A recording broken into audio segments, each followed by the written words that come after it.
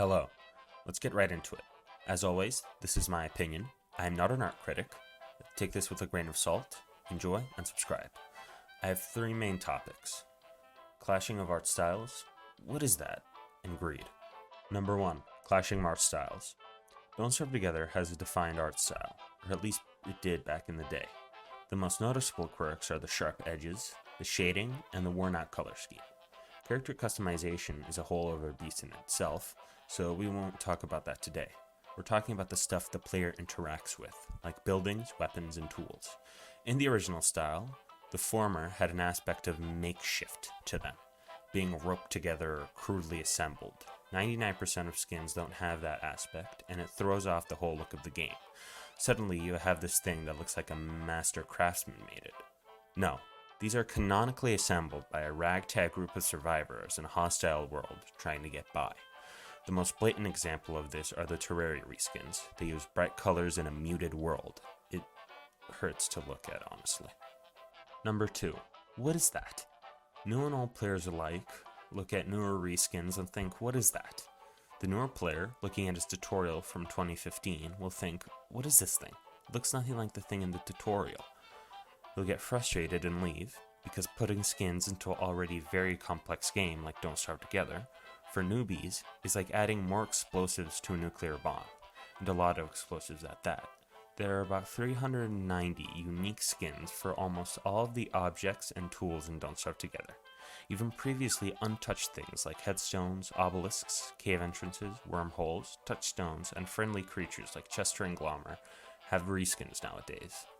I wouldn't be surprised if later down the line we're going to get reskins for bosses and hostile enemies. And the new guy is going to start worrying about touching cave entrance reskins because he's afraid he'll fuck something up and get yelled at in chat. The returning player, remembering fondly of the fun he had on late summer nights with his friends and Don't Starve Together, decides to fire the game up, only to be horrified by the amount of money grubbing the game has turned to, and he also leaves.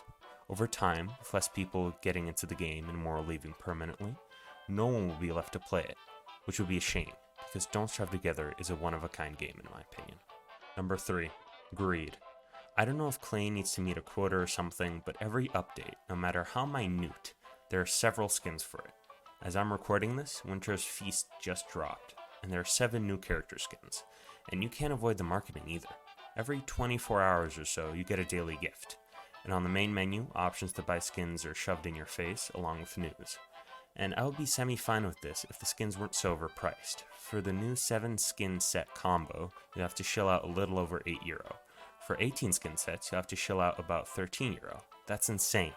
And I know that people love this game very much, so they buy skins to support Clay. And I respect that to some extent. But Clay should really think of a new way to make money. Maybe a new DLC or a character or something before people get wise and boycott the outrageous skin price. No joke, I knew this one guy that as soon as an update would drop, he would get the skins. And that shows how much dedication some people have to this game. His name was Dr. something. I don't remember. And I know what people are going to say. If you don't like the skins, don't buy them. And I don't. But Lone Wolf 2004, who has all of them, will religiously reskin all of our base. And Lone Wolf 2004 is everywhere. Sure, he has different aliases, but the same mindset. That's about it. I know I'm probably going to get some flack for this video, but oh well. Remember to do your daily gritty and subscribe.